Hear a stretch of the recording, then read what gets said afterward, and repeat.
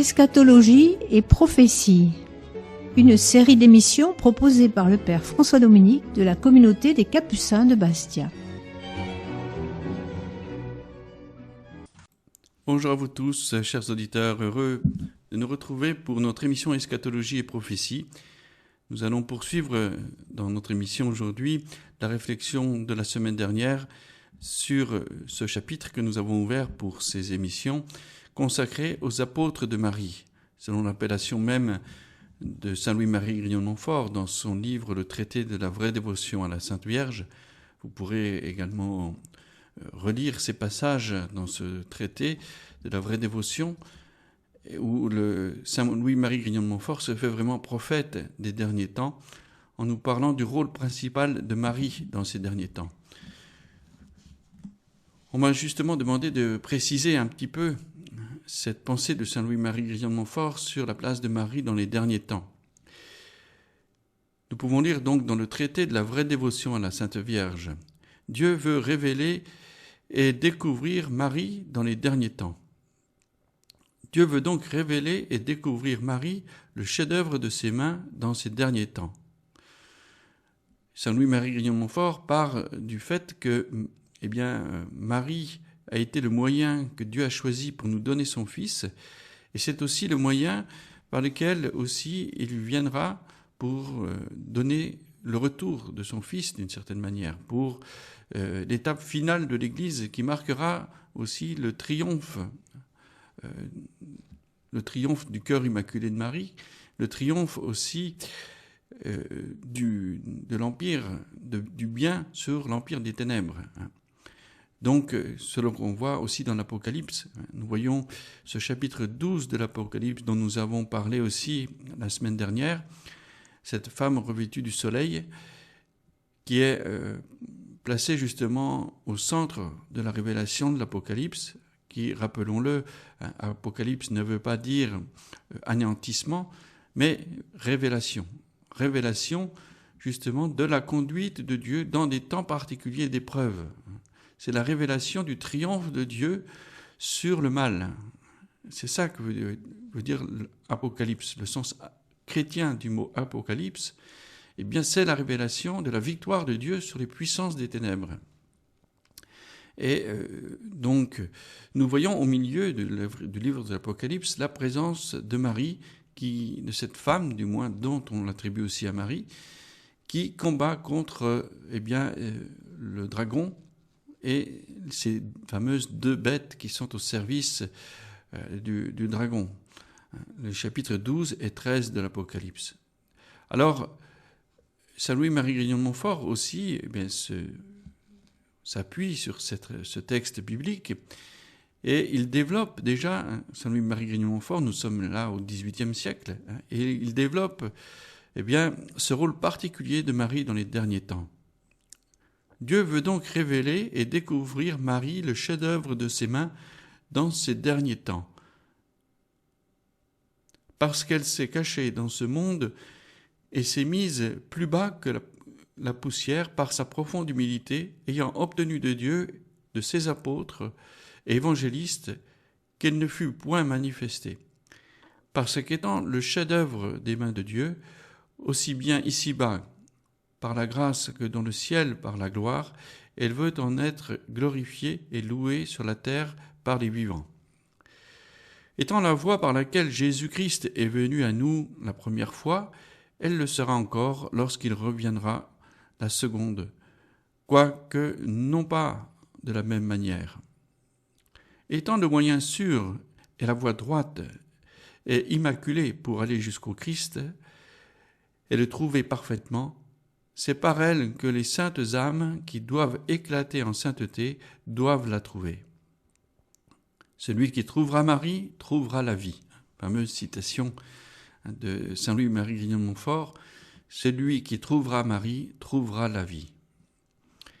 Saint Louis-Marie n'est pas en train de glorifier la Vierge Marie comme pour la mettre à l'égal de Dieu, mais elle est quand même, de par l'histoire du salut, un instrument particulier dans ce chemin du salut. Et n'oublions pas que non seulement le Seigneur s'est utilisé Marie au moment de l'incarnation du Verbe, mais aussi que Jésus lui-même nous a donné sa mère au pied de la croix. Il nous l'a donnée pour mère. Et Marie était présente aussi au moment de la Pentecôte à l'Église naissante. Donc elle accompagne aussi le pèlerinage de l'Église. Et puis nous voyons, à travers ce que Saint Louis-Marie Grignon-Montfort nous dit, mais aussi qui est confirmé par ce qui arrivera plus tard, au XIXe siècle et XXe siècle, et encore aujourd'hui, la présence de Marie à nos côtés, à travers ces nombreux lieux où Marie s'est manifestée pour nous engager, nous stimuler, nous encourager sur le chemin du salut et de la conversion, à travers tous les lieux où Marie est apparue et les messages aussi qu'elle a donnés. Elle nous prépare donc à quelque chose. Dieu n'a pas envoyé Marie sur terre dans ces lieux-là. Je parle des lieux qui ont été même reconnus, donc officiellement par l'Église, et ceux qui sont encore peut-être à l'étude. Mais en tout cas, on ne peut pas nier qu'il y a eu une volonté de Dieu, du Père, donc d'utiliser Marie comme une médiatrice, une nouvelle fois, pour préparer l'humanité à quelque chose de nouveau. Et quelque chose de nouveau qui sera donc le royaume de Dieu, renouvelé. Alors, il est donc important de nous mettre dans sous le regard de Marie et d'entrer dans ce que Dieu est en train de vouloir nous indiquer à travers cette présence de Marie toute spéciale pour nous et qui le sera jusqu'à la fin des temps. Je reprends donc la lecture du traité de la vraie dévotion à la Sainte Vierge, au numéro 6 de ce traité de la vraie dévotion. Marie doit éclater plus que jamais en miséricorde, en force et en grâce, dans ces derniers temps. En miséricorde, pour ramener et recevoir amoureusement les pécheurs, les pauvres pécheurs, et dévoyés qui se convertiront et reviendront à l'Église catholique. En force contre les ennemis de Dieu, les idolâtres, les schismatiques, les mahométans, juifs et impies, endurcis, qui se révolteront terriblement pour séduire et faire tomber par promesses et menaces tous ceux qui leur seront contraires. Et enfin, elle doit éclater en grâce pour animer et soutenir les vaillants soldats et fiers serviteurs de Jésus-Christ, qui combattront pour ses intérêts. Donc, dans ce numéro 6 du traité de la vraie dévotion à la Sainte Vierge, Marie doit éclater plus que jamais en miséricorde, en force, en grâce. Enfin, Marie doit être terrible au diable et à ses suppôts comme une armée rangée en bataille.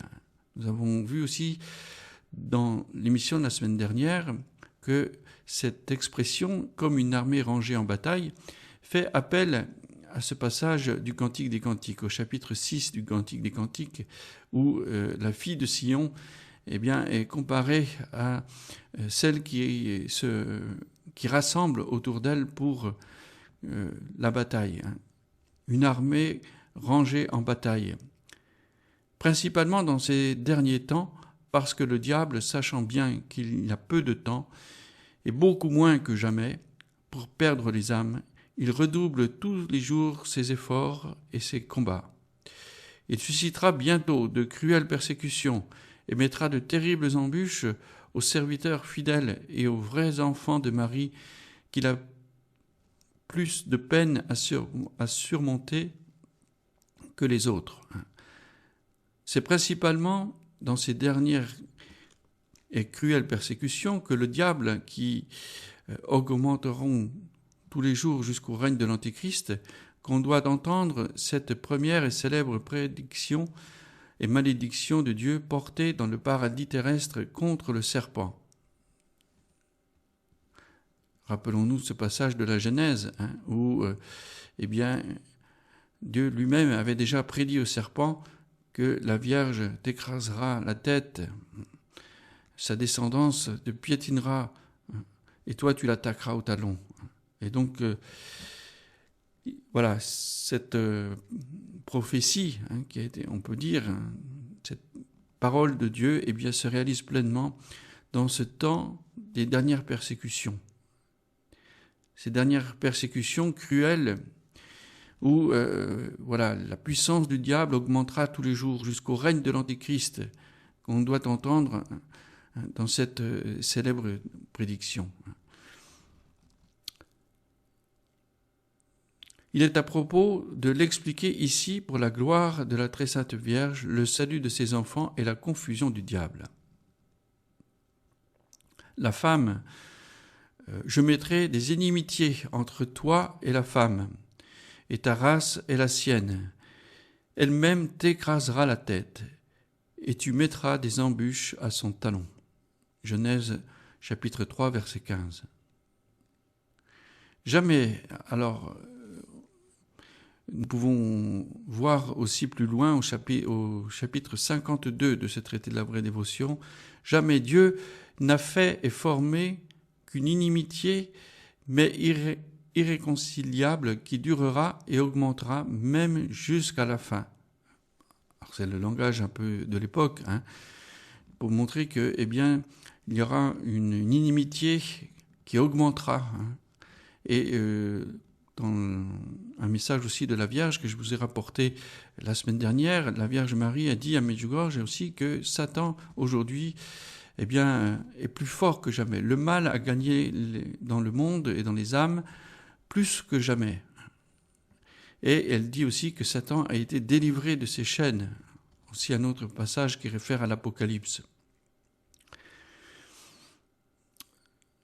Tout ça donc pour nous faire comprendre que eh bien, nous sommes entrés dans ce temps de l'Apocalypse.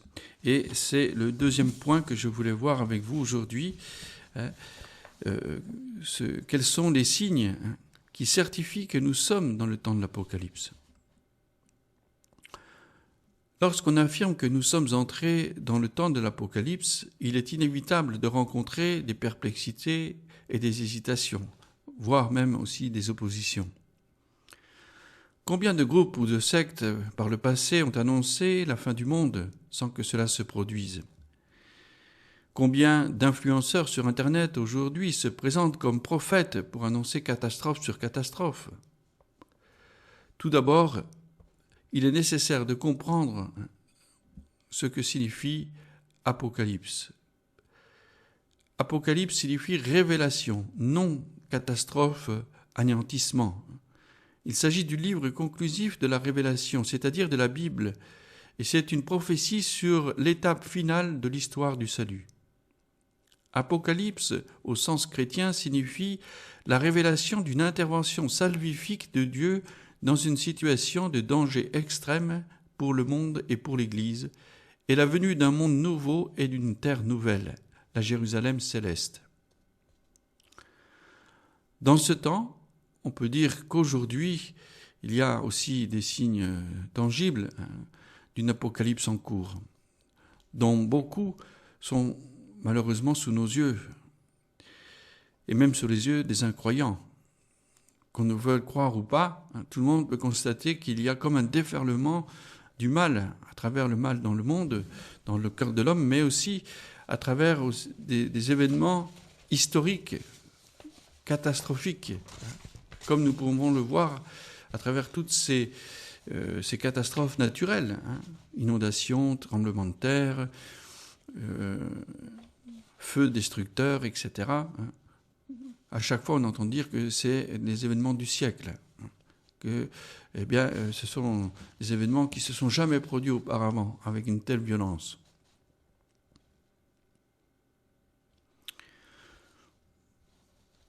Et donc, tout cela manifeste la possibilité que le monde soit détruit en peu de temps, en particulier, bien sûr, par la haine et par la guerre, avec des armes très puissantes, de plus en plus puissantes, et en partie encore inconnues, dont de nombreux pays disposent.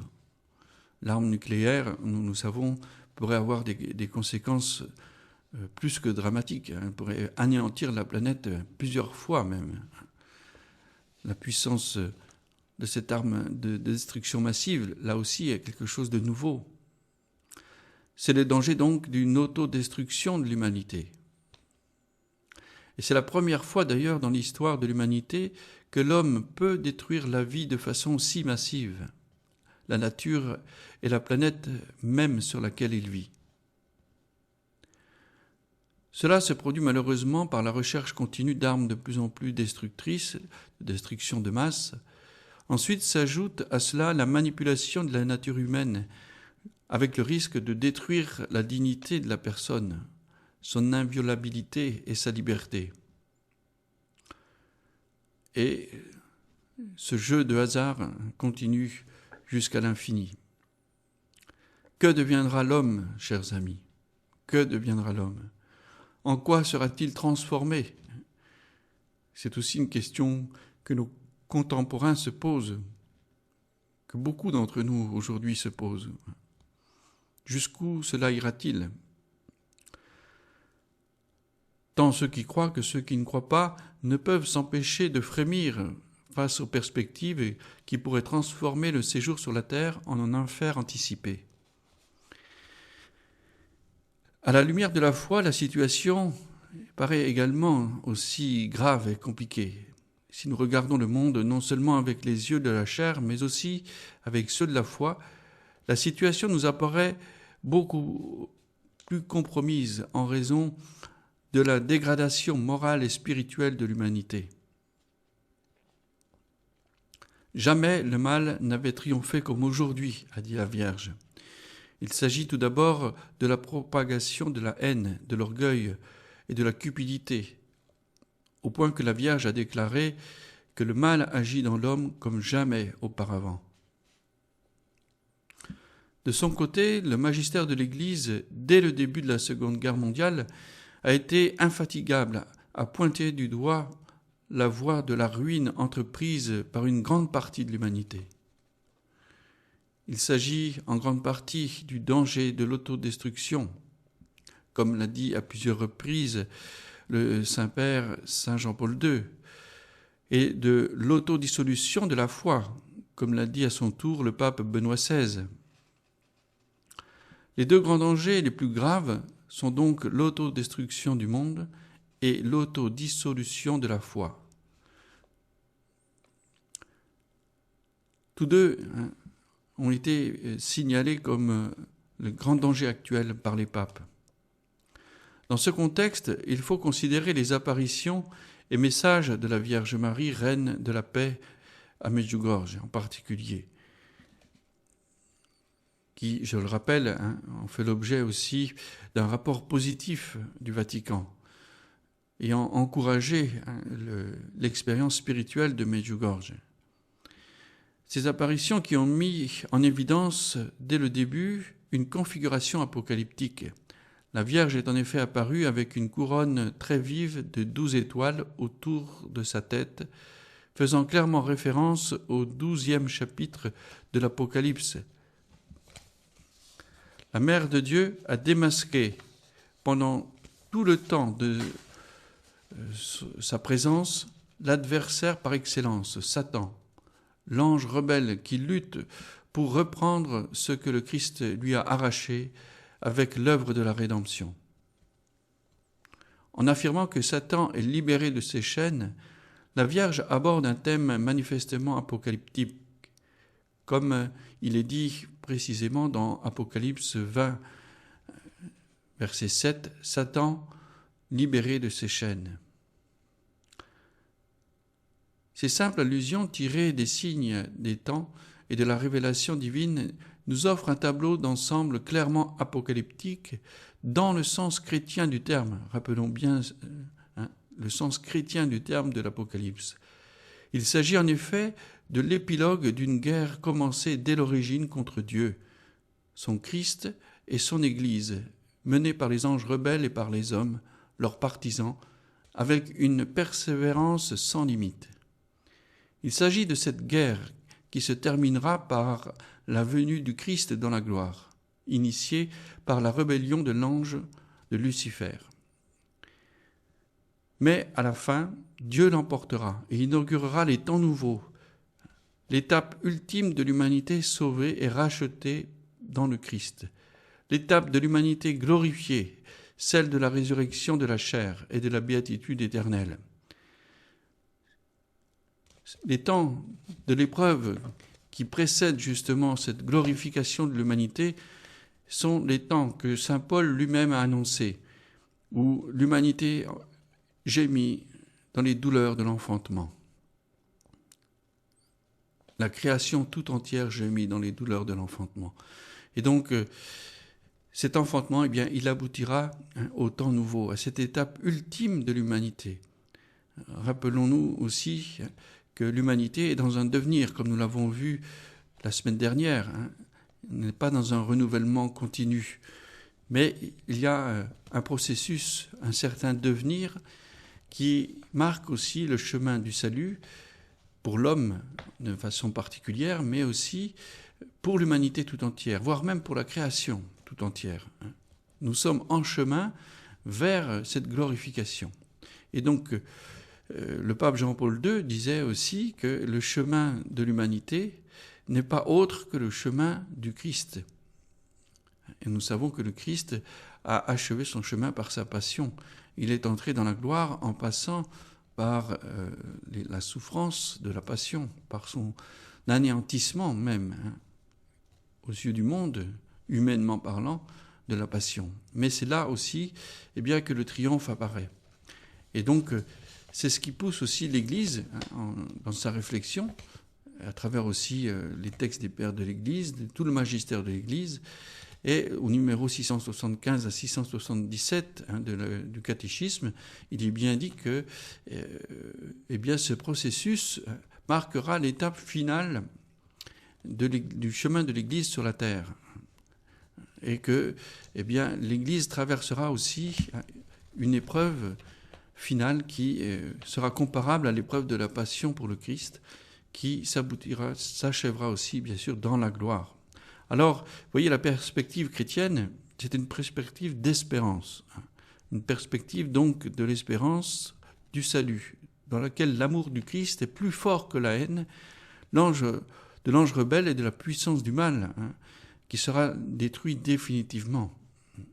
Ce qui est anéanti, ce qui est détruit, eh bien, c'est le mal et l'empire du mal. Tout ce que le mal aura semé aussi comme œuvre de ténèbres dans le monde, tout cela viendra être détruit pour un renouvellement, une terre nouvelle et des cieux nouveaux, comme nous le révèle aussi le livre de l'Apocalypse.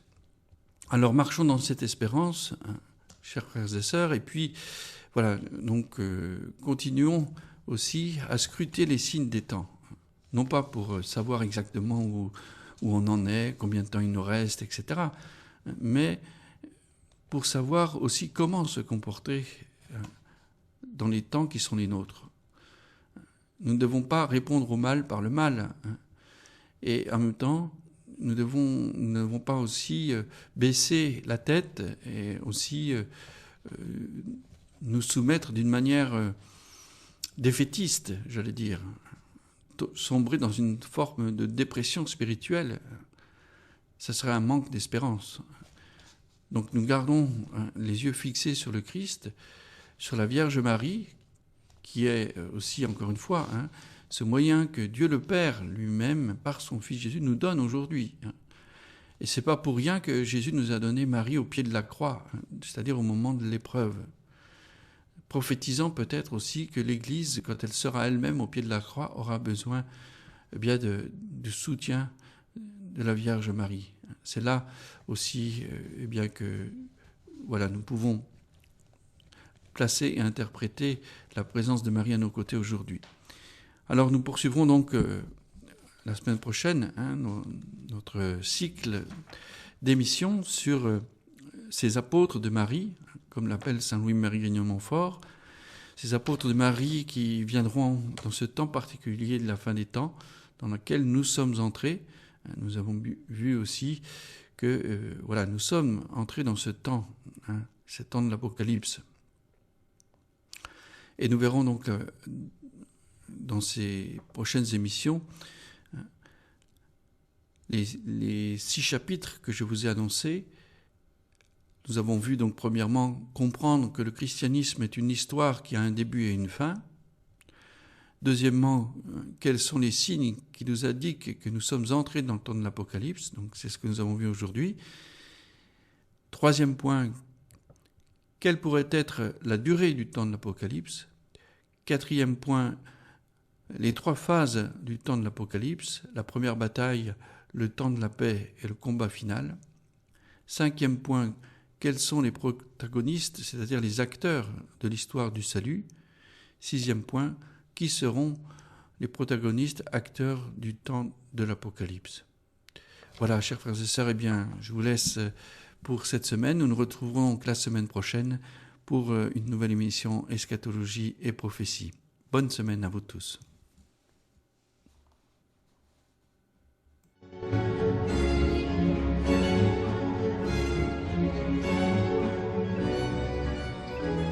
Eschatologie et prophétie, une série d'émissions proposée par le Père François Dominique de la communauté des Capucins de Bastia.